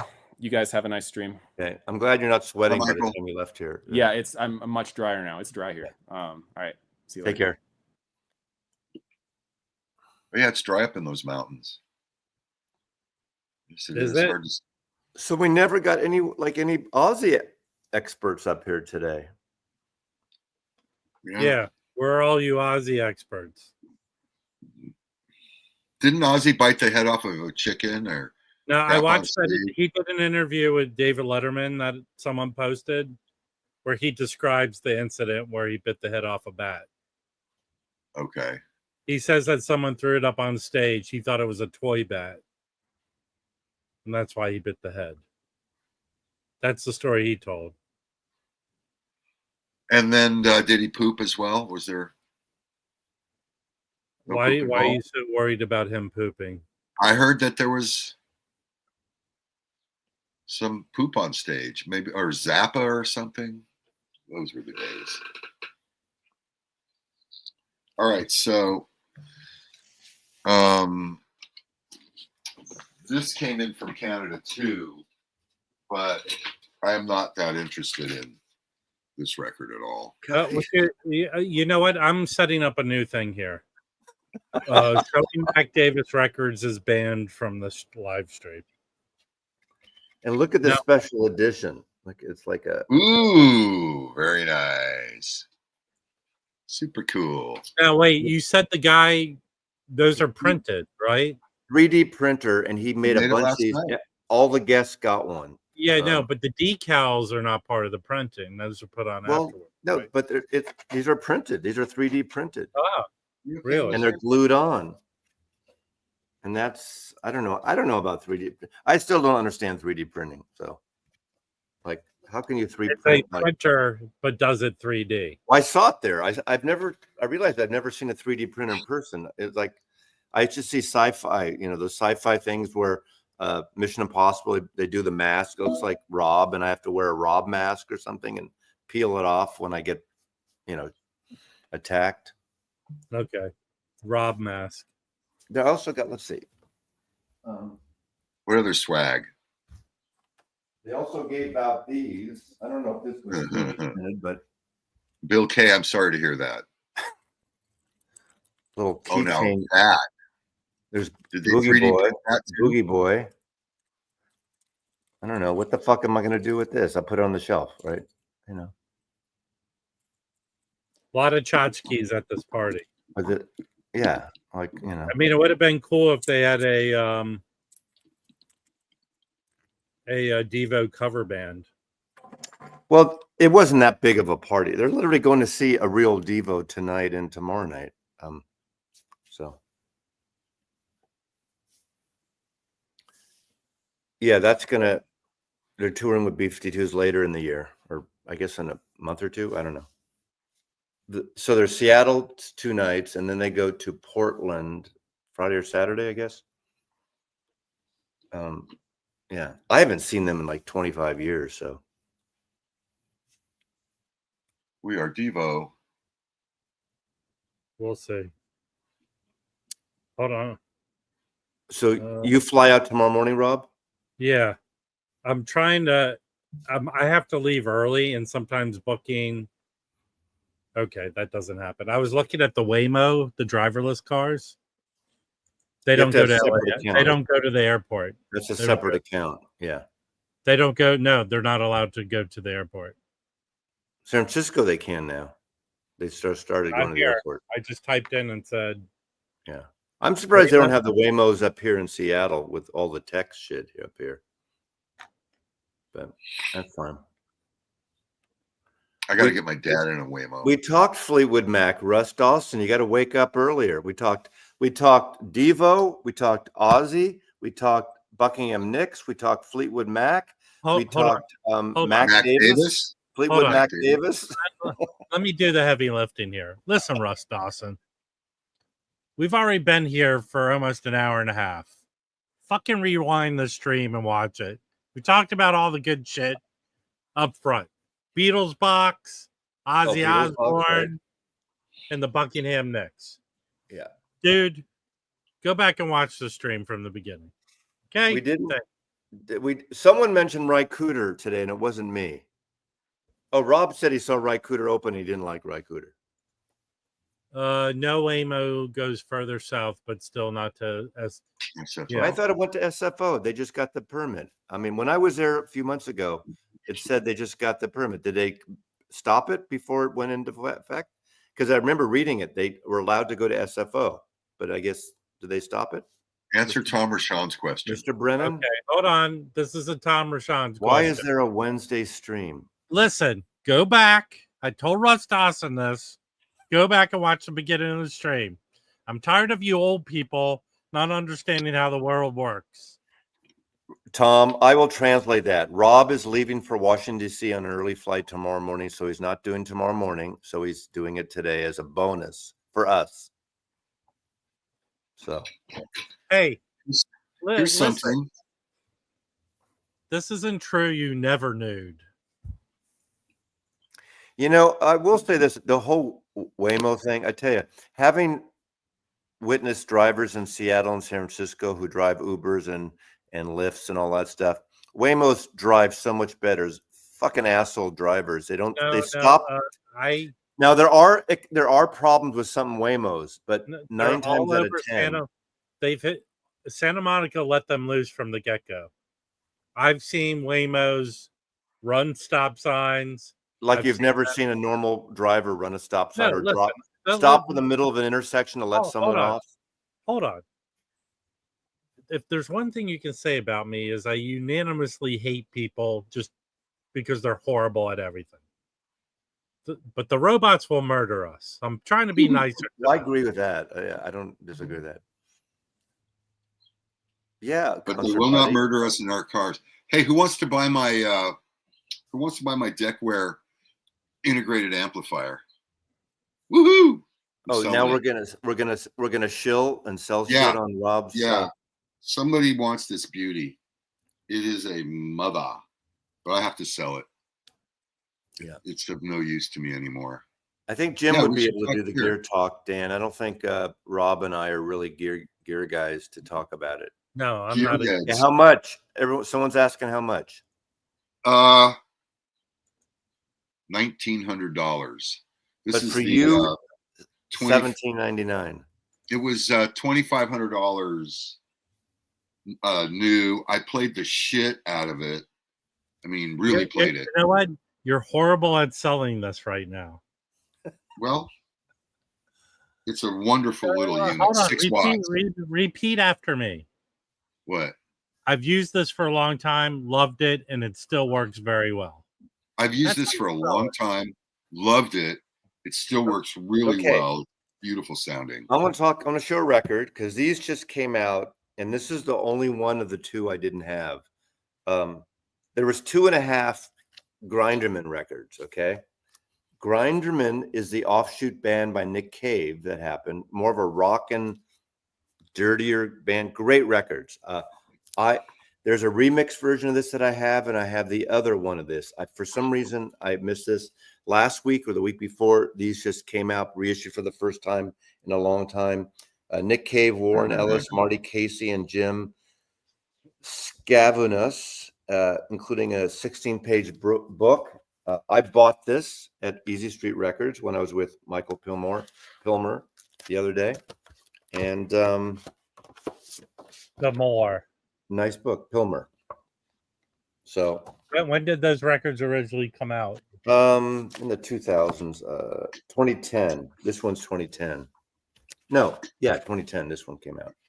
So Grinderman, really, if you like Nick Cave and if you're tired or not into his kind of dark, dirgy albums, these are fucking wild, loud rock and roll records. This is intense, dirty, growly record with Nick Cave screaming and good stuff. I mean, I think it's great stuff. And there's 2 of them. There's 2 Grinderman records, 2 proper albums and a remix of this one. So there you go. That's my record showing of the day. Not a Gravy Train record. No, I bought it. I buy records. I use the money I make from YouTube to buy records. Yeah. Why don't you sell that amp? You don't need it anymore. You have a new one. I know. Hey, guess what? Russ Dawson. Rob, did you hear they put up a billboard? What? Why don't you respond, Rob? Listen, I can diagnose your problem, Russ Dawson. You like the Dayton Flyers. Horrible school, horrible basketball team. Okay? When you get over that, the world will open up to you and you'll understand that we talked about that fucking story already. You literally showed the billboards. That's funny. If you were trying to be funny, you were very funny. Dude, I don't know if you're, Russ Dawson's fine. He's Russ Dawson, I've met him. Russ is a good guy. I didn't meet you. Met him in person? Isn't Russ Dawson a Seattle guy? Russ Dawson. No, he's not. He's Ohio. Russ is a who's fellow Mac Davis collector. I'm sorry, wrong. Russ Dawson. Who's the guy? Russ. What's the guy in North Seattle that does the repair stuff for people? Has a channel. Bald guy, glasses. We're all bald guys. Yeah, that narrows it down, Mazzy. Bald guy with exactly. Narrowed it down to only 90% of the people that. Hold on a second. I'm sorry. I'm thinking you were someone else, Russ. I apologize. No, don't apologize, Russ. He's causing problems today. Russ. $2 each. That's what I'm talking about. Mac Davis. Although I have a $20 Mac Davis record. Oh, I'm sorry. Okay, Russ Shaw. Russ Shaw. You know Russ Shaw? No. Rosh Hashanah? That's funny. Very good. This guy, not Ben Rankins, but this guy. Yeah, no. Not he's north of Seattle. Okay, Russ Shaw. I've met him a bunch of times. I'm sorry. I thought all Russes were the same person, so I apologize. Yeah, Russ is a name that parents haven't gravitated to. Yeah. It's not like there's a lot of Russes. It's not as obsolete as Norman. I mean, Norman. It's not like Simon in the UK. Yeah. It's not that. Yeah, concert buddy. Yeah, here's another. Russell hasn't gone. Russell. See, if my name was Russell, I would never use Russ. I don't like it's like Norman. I mean, Norman's bad enough, but I never would use Norm. I've said Russell's what you call a guy with no arms and no legs and a pile of leaves. Russ right? Kunkel, okay, yeah. I said this before, but I'm allergic to the name Bob. I don't like it. Well, then don't ever go see Devo, because there used to be Bob 1 and Bob 2. Bob 2 died. How about Bob Dobbins from the Church of what was it? Bob Dobbins? Bob Dobalino. No, Bob Dobbins. The Church of the Subgenius. Oh yeah. Hold on. Tom, I'm disappointed in you as a regular viewer of this live stream that you don't know one person here loves to call Mazzy Normie. One person. Yeah, I don't. And that person was here. That person was here in the chat. Hey, person, can you call Mazzy Normie in the chat, please? I think when I was young, I would have changed my first name, but I felt bad because my grandmother lived with my parents, and her husband, who died when my mother was 18, was Norman, so I was named after him. So I thought it'd be cruel for me to change my name, but Norman's one of those nerdy names, you know. Norman Bates. That didn't help. Here is the person who loves to call Mazzy Normie. This person. No pussy blues for me, but pussy, okay?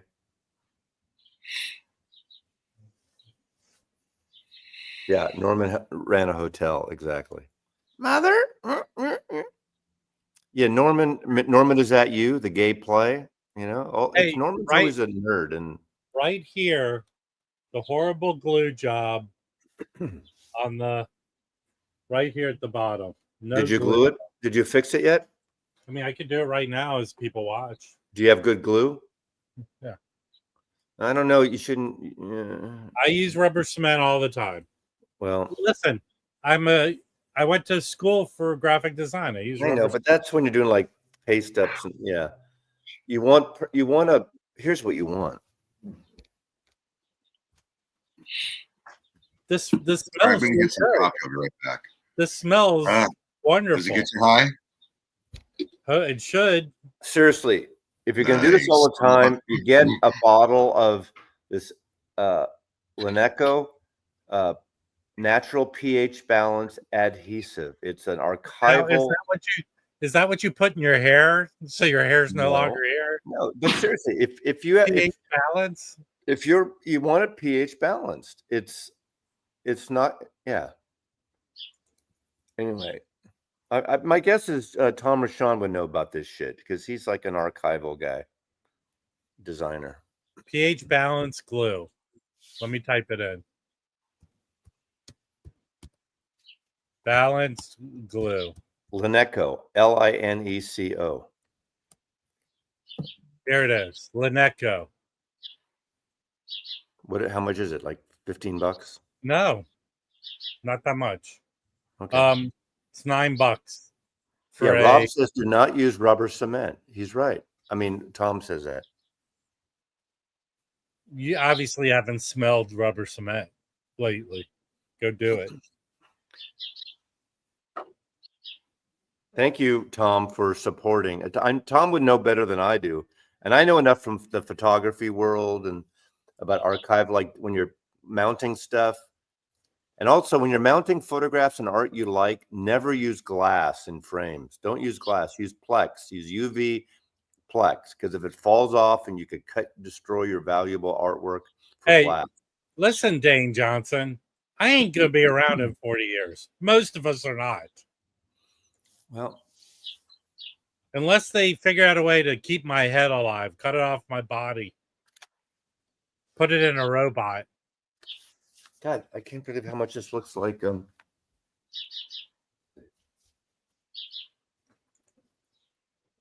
What are you, a veterinarian, Ed Topo?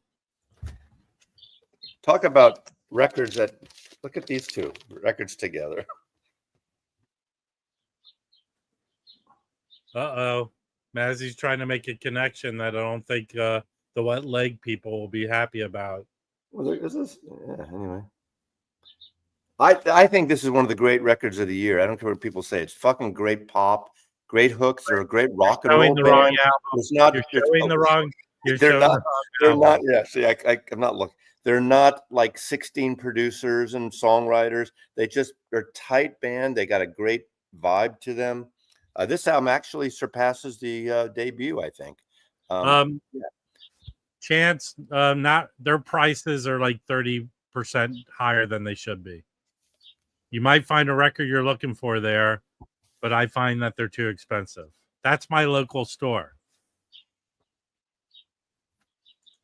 If you're going to put the time in, just go to Amoeba, Atomic, Safari, or Freakbeat. Even though Freakbeat's a little high.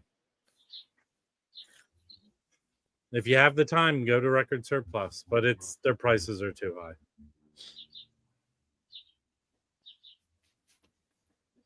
But you probably, I mean, if you find the record you're looking for, they don't have a lot of wrestling records there, Chance.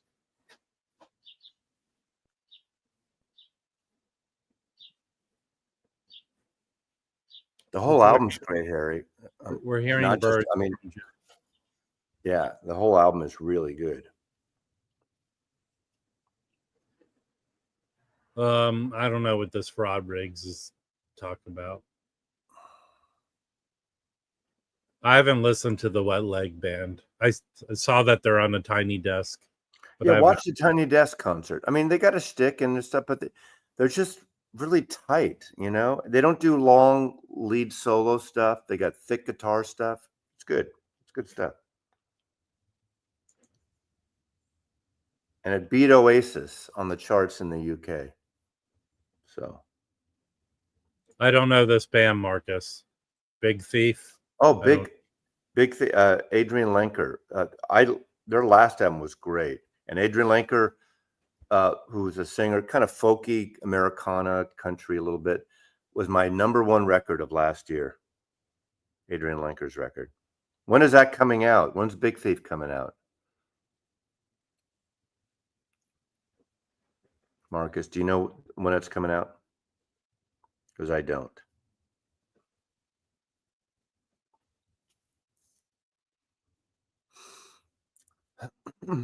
I don't know this band. Castle Rat. What kind of music are they? I don't know them either.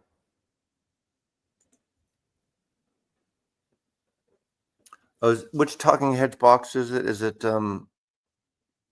Remain in Light? I forgot which one they're doing. Which one are they doing? I'm not getting it, but what, you know.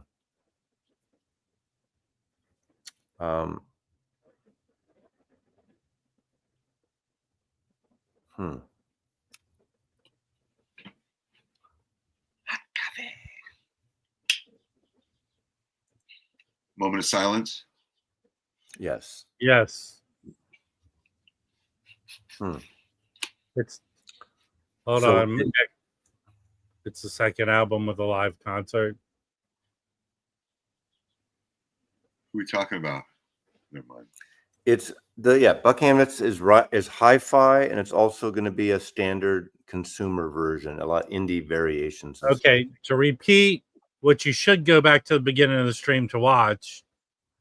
There's a Rhino hi-fi version. There's a Rhino hi-fi version with 245s. There's a CD, and then there's going to be a standard record with 4 or 5 different color variants depending on where you buy it. Yeah. Hold on. Your favorite fan is asking if you're going to buy what? You're not Am I getting what? Am I getting Big Thief? Am I getting Buckingham Nicks? Buckingham Nicks, I think. Yeah. I'm gonna order the Buckingham Nicks, not with the 45s. Hey, listen, Ricks. You're stealing Russ Dawson's played out joke. It's not funny anymore.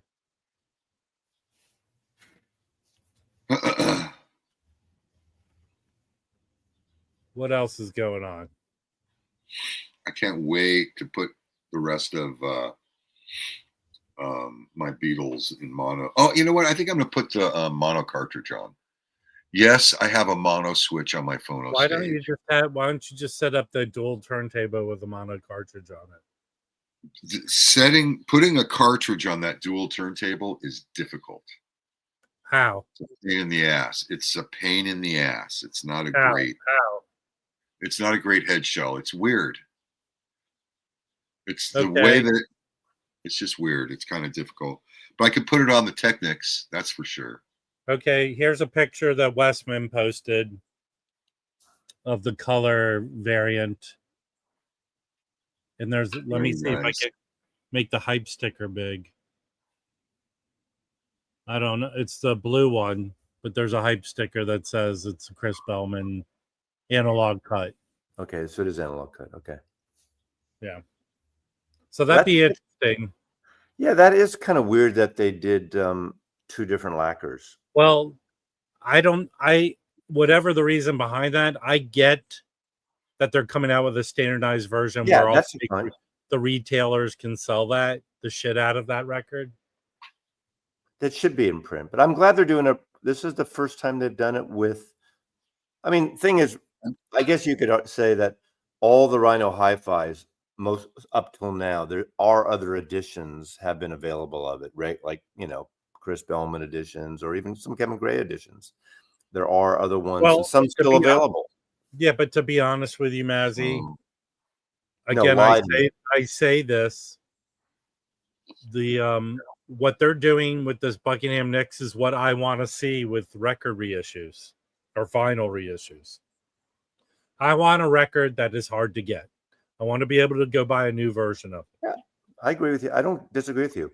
I'm stoked you got the color version. There's pent-up demand for this title. Now, will it be massive? Probably not. Listen, people. Now both are analog, so you Chris can do. Bellman's is like $25. Chris Bellman cut, all analog, regular cover, not the high-end cover. Here's the difference. The Kevin Gray will be pressed at RTI. With a certain high percentage that it'll be a good version. The Bellman's going to be pressed at every stupid ass, crappy ass pressing. Well, we don't know. It might be pressed at Fidelity, and they do a great job. We don't know yet. Bellman does great work, man. Wait, is Fidelity pressing like regular run-of-the-mill records? Not MoFi. It's I think they'll press anything.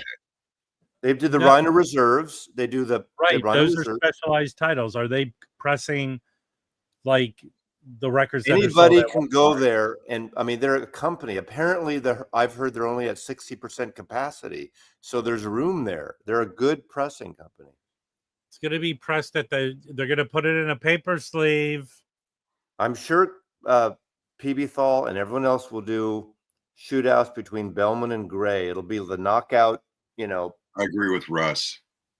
What did Russ say? You just got a mono cartridge, and it's a game changer. Hey, listen, Chris, Record Talk. I said this already.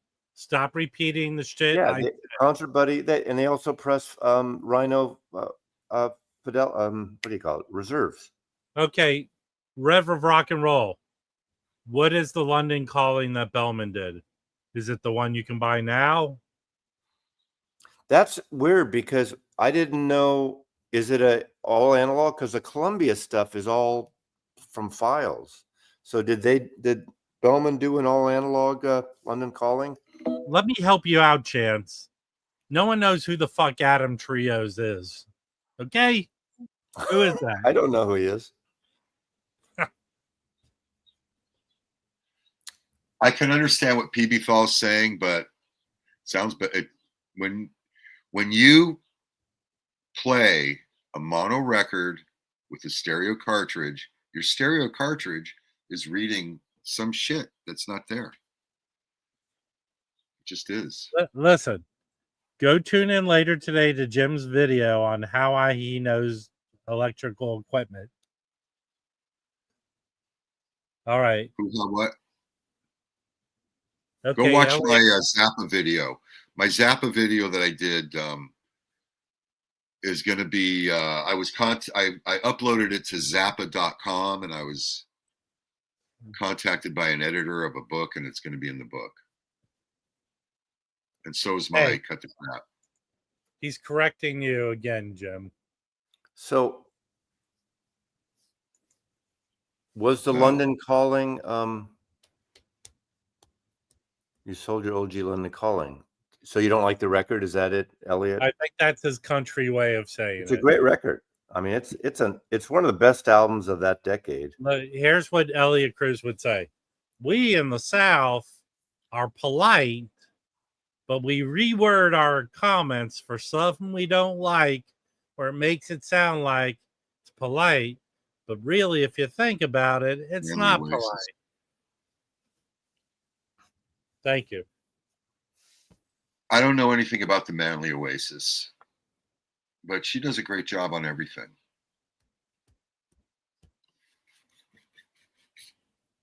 Well, Mr. Sticker Mania has a high-end falutin setup. I have a mono button on my phono stage, but I have a great mono cartridge. It's Ortophon Quintet Mono. It's under $1,000 and it's really good. It's a true mono cartridge and it sounds better. It sounds punchier, I think. No matter, stuff in the late 60s that's mono, most of it sounds a lot punchier with you should order all those Mac Davis records from Jim. Everyone needs to order a subscription to my magazine, Record Collector News. There aren't too many of us left. I got my new Goldmine is still being published. Why would they order a subscription when it's free? Because if you live in an area like Canada where it's not available, or a lot of places you can't get it. But better to go into a record store, pick it up for free, and buy 3 records. Hey, tune in to Mazzy's channel later today, where he does a whole bit on records with dogs on the cover. I wish that I had it set up. Now that we have all the people here, again, I want to reiterate, because you can rewind it, and Rob's right. If you didn't wake up and watch the entire show, you missed out. But I rarely, seriously, do obit videos. I do it on artists I really connect with. I appreciate, I like Ozzy, but I'm not. Have you done any this year? I'm sorry to interrupt, but have you done any obits this year? Yeah, I have. I can't remember right now who, but yeah, I have. I mean, I do them. But the thing is, everyone does them. Have you seen how many fucking Ozzy tributes are? No, he's an important figure in music, so I get it. I'm not criticizing it, but there's literally 1,000 videos and Instagram posts, thousands, hundreds of thousands of Ozzy Osbourne, and all of those people can do it much better than me. In fact, I was invited. I got an email today that there's some Thursday night Ozzy live stream I was invited to be on to tribute him. I'm not quite sure I have anything to offer. I don't know that much. Did you do a Brian Wilson video? I mentioned not a standalone. I did who else died that same week as Brian again? Someone else died. I didn't do a dedicated Brian Wilson video. There was a guy from what band? It was a British band. Yeah, I'm blanking out. Who died the same week as Brian? Sly Stone. That's right. I mentioned Sly Stone, but I didn't even do a full-on Sly Stone video. But I did mention him in a video. So yes, thank you, Chris. Hey, I just got a text from Sly Stone, and he said, "What do I have to do to get Mazzy to do a solo Dead video?" I'm not like the guys that work for Variety and Rolling Stone. They have all like I'm going to say, do I have any in the can? I've thought about it. I'm thinking about doing my own final video. If something happens to me, Record Collector News has yours in the can, buddy. I'm sure you do. Hey, here's my ideal Mazzy Dead video. This is it. No, Rob. It's just edits of you arguing with me about stupid shit. I'm going to have Lisa Harper write my obit. What's wrong with that woman? I mean, really, what is wrong with that woman? She's Lisa Harper? She's kind of obsessed, don't you think? Okay, Mazzy, I'm going to put you on the spot right now. Okay. You've been doing this for how long at a kind of fever pace? 7 years.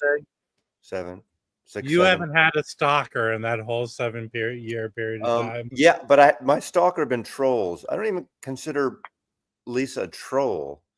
I don't think she rarely comments on my videos. I think she has an old-fashioned crush on you. I think she's like Glenn Close in that movie with when they boil a rabbit. Yeah. Question for you, Lisa Harper. In your little box that sits on your kitchen counter with all the recipes in it, how many of the ingredients include rabbit in that recipe box? Yeah, what the hell happened to Friends of Sound? They moved. Where's Bill? Rev, Friends exactly. of Sound. When people have a passionate connection to an artist, I think why not do a tribute? People like everyone playing Black Sabbath and Ozzy records yesterday and today. I understand that. I pulled things out. I ended up not playing any because I was out last night, so I did not play any Black Sabbath. But I think it's great. It's a natural thing. Some people think it's morbid. People jumping on the bandwagon. Apparently, the Black Sabbath Rhino hi-fis that were still available now are sold out because of him dying yesterday. But people are reminded, and they want to make a connection. All the power. What happens? I played Black Sabbath at 5 o'clock in the morning, 6 in the morning yesterday, and then I found out 3-4 hours later that may have killed him. Right. It's just too much of a coincidence that I would just pull it out and play the first record. We and then talked about this already, Nick Rudeau. Yeah. Hey, Marcus, I don't have tributes in the band, but every year on her birthday, I usually record a video that day. She's in the can. Yeah. Because she's gonna, she's on the way there. I love Rev's short little tributes. I don't know why people complain when people do a tribute, because they all want to, people get to come together for musical. And Ozzy's probably the most, Ozzy, Sly Stone, and Brian Wilson are three, and those are the three important figures. Here's one of Mazzy's prepared videos he has shot already. I'm going to do an impression of it. It's like this. No, that's that guy who's in the manosphere. It's a somber day, everyone. Ringo has gone. Cut to the tape.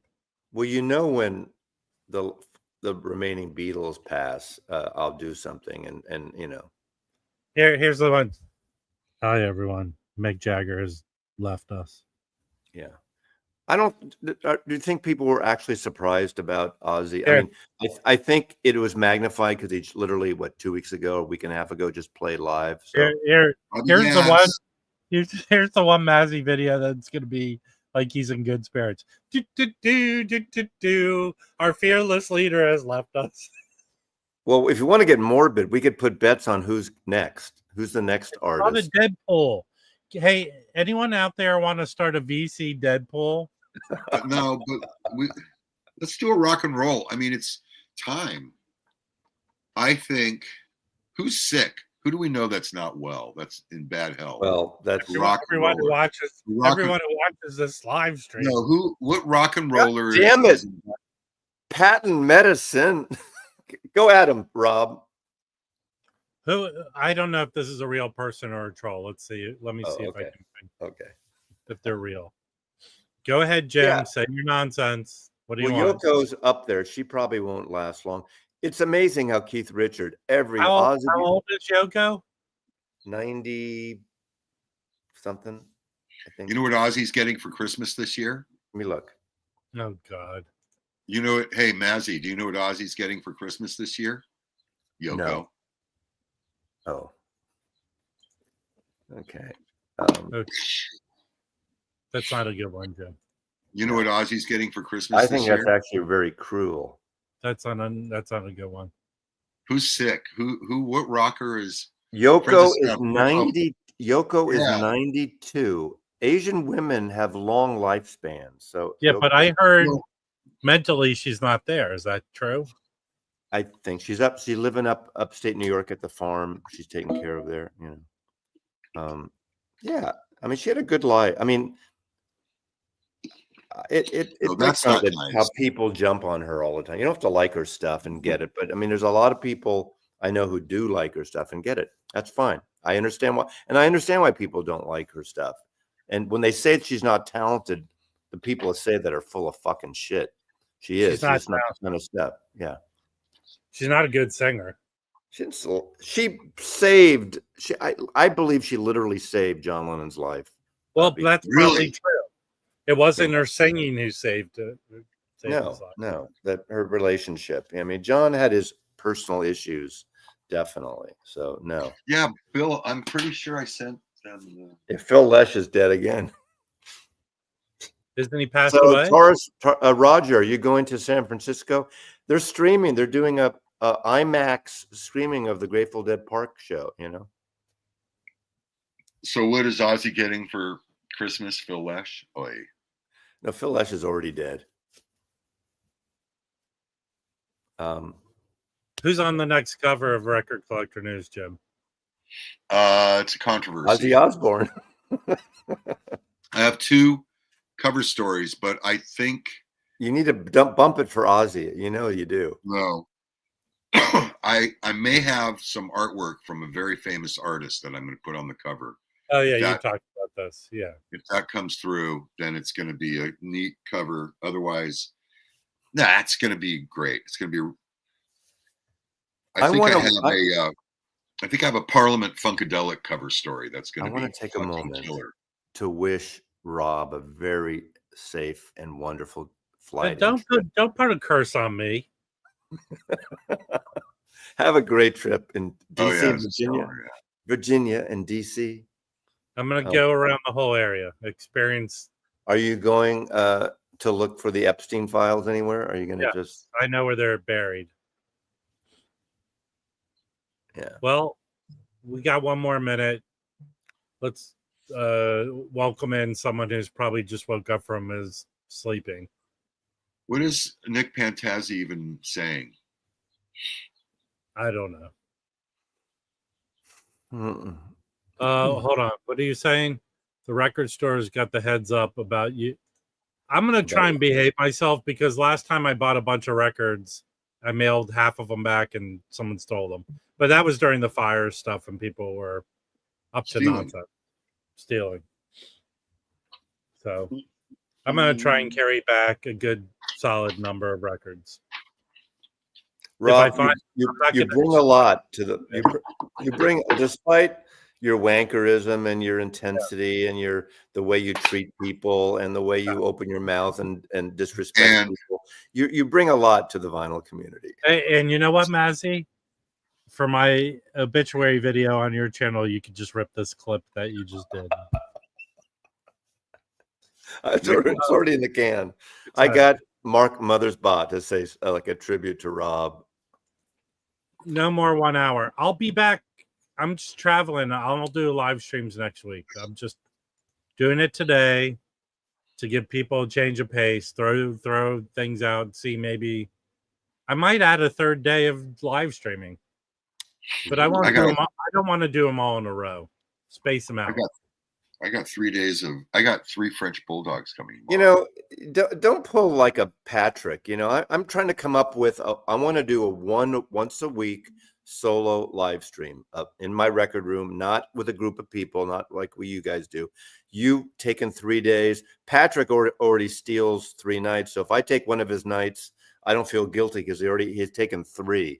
I don't want to go up against the Jazz Bums. I want to go against Stunty or Michael Pilmer on that afternoon or evening. So there's not a lot of options. I got to figure what is a good time. Bill's Basement or Bill's does a Saturday early, but different time. Look, yeah, Box of Sound, not Basement. Sorry. Look, we need to elect someone who manages the programming of the BC. Because that's the thing. Whatever you do together, there are other vinyl community people that I'm not really a part of or I have any kind of competition with, but I want to be respectful and not just like say I'm doing a stream. I want to do it at the same time every week. I have something that rings off the tongue. Saturday nights with Mazzy. But then I wake up in the middle of the night sometimes and stream. Is it Wednesday or Thursday nights? Chance does the one. I don't want to go up against Chance. He does one every week. So I am respectful of you guys. And, yes. You see how much Mazzy gives for all of you? He gives and he gives and he gives. All right. We're going to end the stream by recapping. Buckingham next record. It's a good choice. I like the way they dropped it. There's a Kevin Gray. There's a Chris Bellman option. There's CD options. It's a good album. And then mono box. You need glue. Canadian. Yeah, Ozzy passed away. Sad. Celebrate his legendary life by listening. And then the Beatles. Wet Leg copied Grinder Man on their cover art. Very nice. The Beatles box, 3 minor issues, but generally a good purchase. Okay. We'll see you next. Oh, the other one. Wait. And Devo's in town. And I hung out with Michael Pilmer, and the guys gave away these printed mind helmets, whatever they're called. I keep forgetting. Mind shields, whatever. Oh, wait. Here, Westman just reported. He already did that. That's like an hour ago. Didn't you pay attention, Rob? I've been doing a live stream with your stupid ass. Everyone. You better get that record before it sells out. Everyone have a wonderful day. Take care. Later. Bye.